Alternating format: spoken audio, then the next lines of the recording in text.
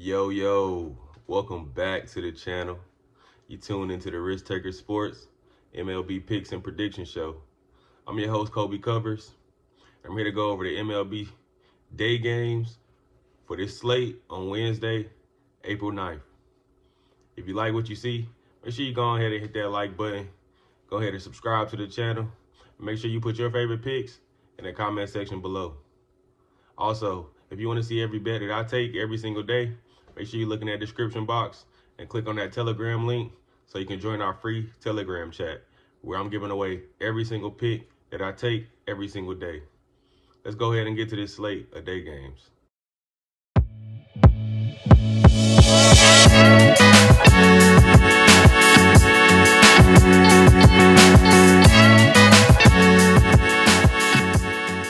In our first matchup, we'll take a look at the Cardinals taking on the Pirates. On the mound to start the game for the Cardinals will be Eric Fede, and on the mound for the Pirates will be Mitch Keller.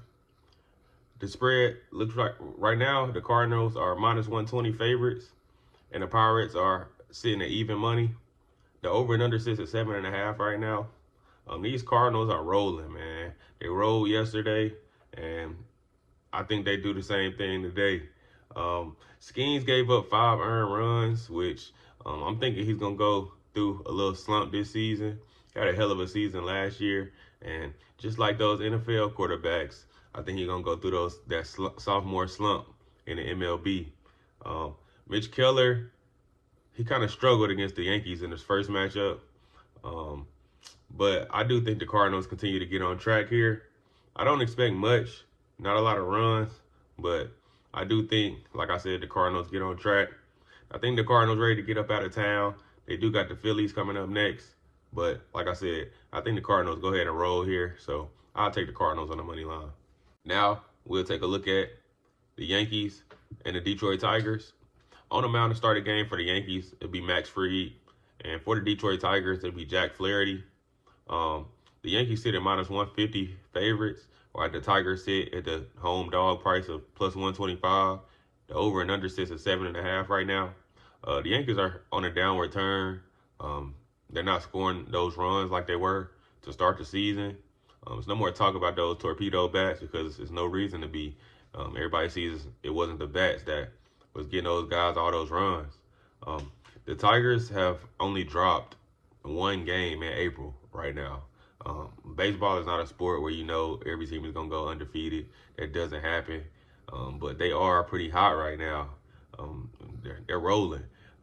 I do like Flaherty over Max Fried in this one, though. I think the Yankees are just ready to get up out of town.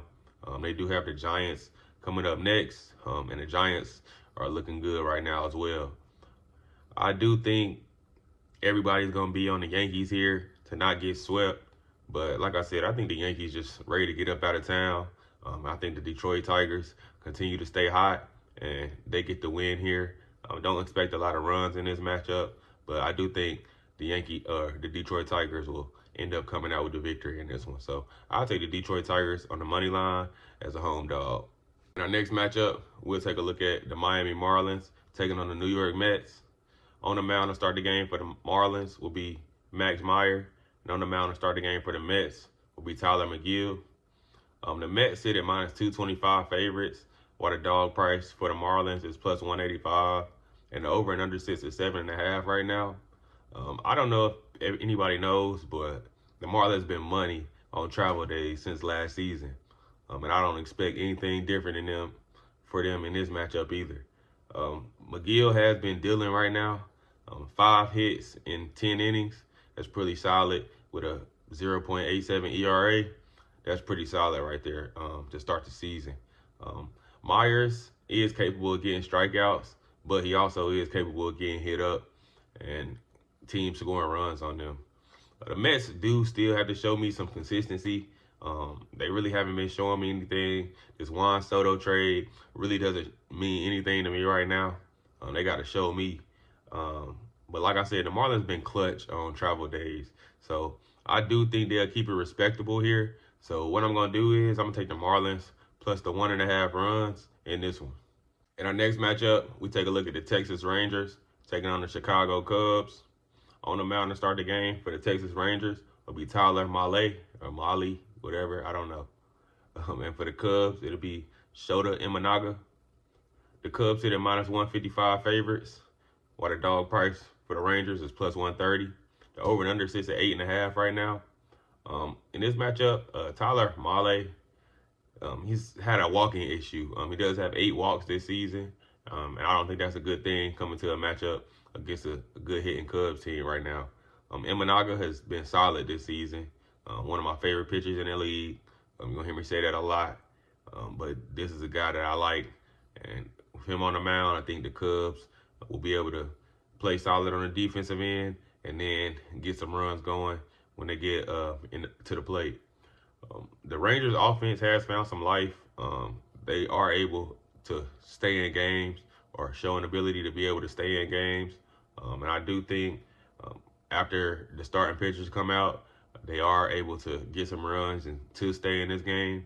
But like I said, I'm not fading one of my favorite pitchers in the MLB right now, in Imanaga. So I'm going to just take the Cubs first 5 on the run line, and hopefully that I don't see the line out for that right now. Hopefully I can get some plus money with that.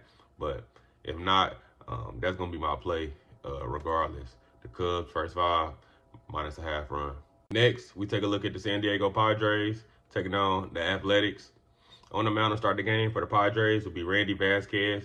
And on the mound for the A's will be Osvaldo Bido.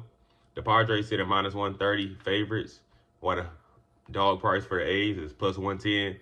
The over and under sits at a high 9.5 right now, which I think is reasonable. A lot of hitting been going on in this stadium, and I think it continues. Vasquez is somebody I like over Bido, though. Bido does give up some slight contact, but Vasquez does give up some walks as well, and is capable of getting hit up as well. Like I said before, it's been a lot of scoring in this smaller stadium. I think the Padres get to Bido early in this one. I do think the A's get some runs in this one. Like I said, they have been consistent in this season in being able to show that they can score runs. I do think that continues in this game. The full game over is a little high for me, and I don't want the first 5 to drop from 5. If I can get a 4.5 at a good price, I think I'm gonna take that 4.5. So what I'm gonna look at in this matchup is the first 5 over 4.5. If I can get a good price. It's sitting at 5 right now, but hopefully we can get it to drop to 4.5. But if not, then I'll take the first 5 over 5. In our next matchup, we take a look at the Baltimore Orioles taking on the Arizona Diamondbacks. On the mound for the Orioles to start the game will be Dean Kramer, and on the mound for the Diamondbacks to start the game will be Brendan I don't know, one of those.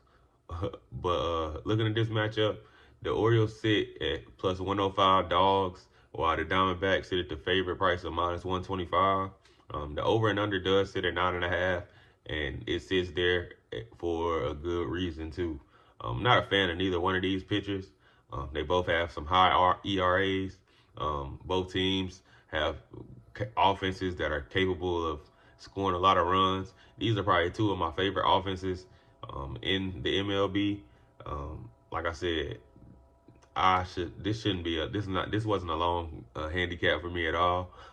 Day game, the roof should be open in Arizona.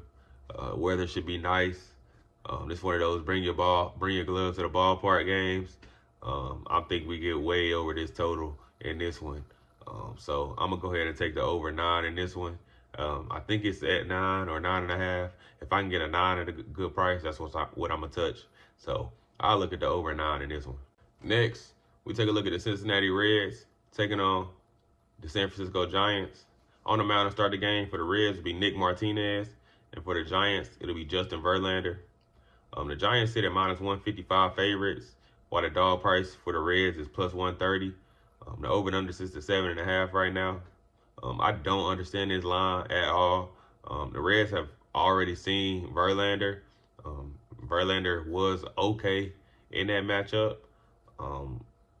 The Giants have the Yankees next.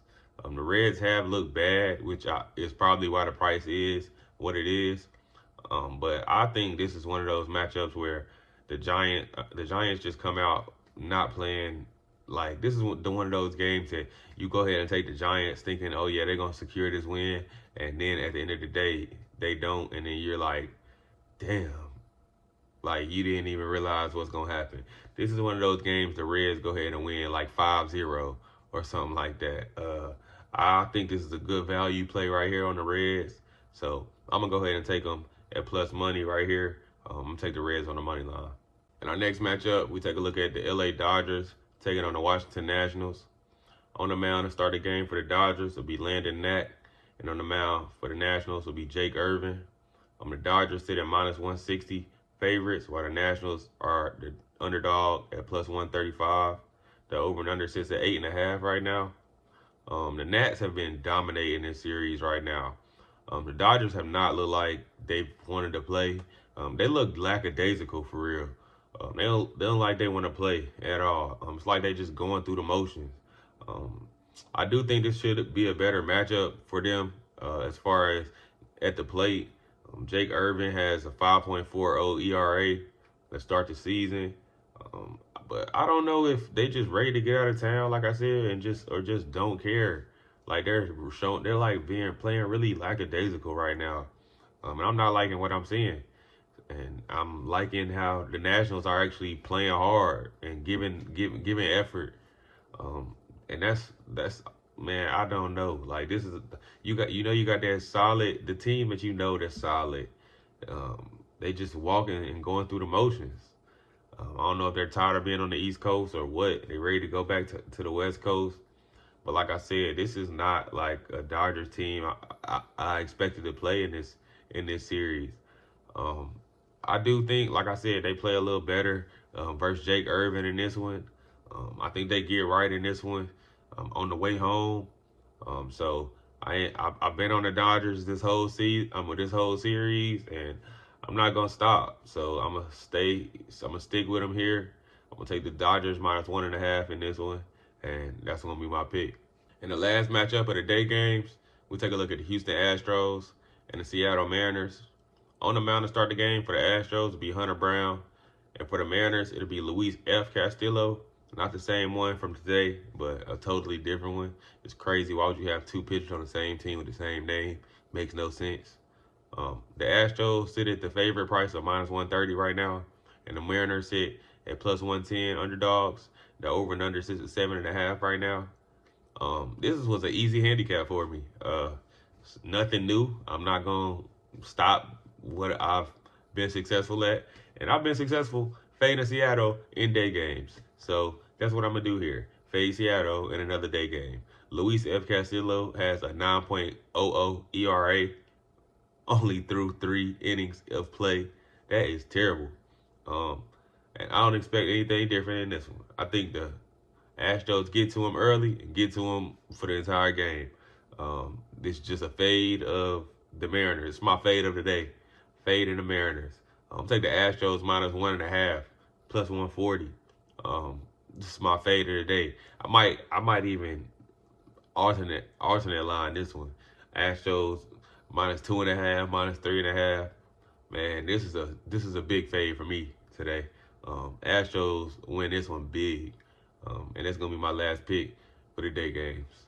And those are the day games for this MLB slate for Wednesday.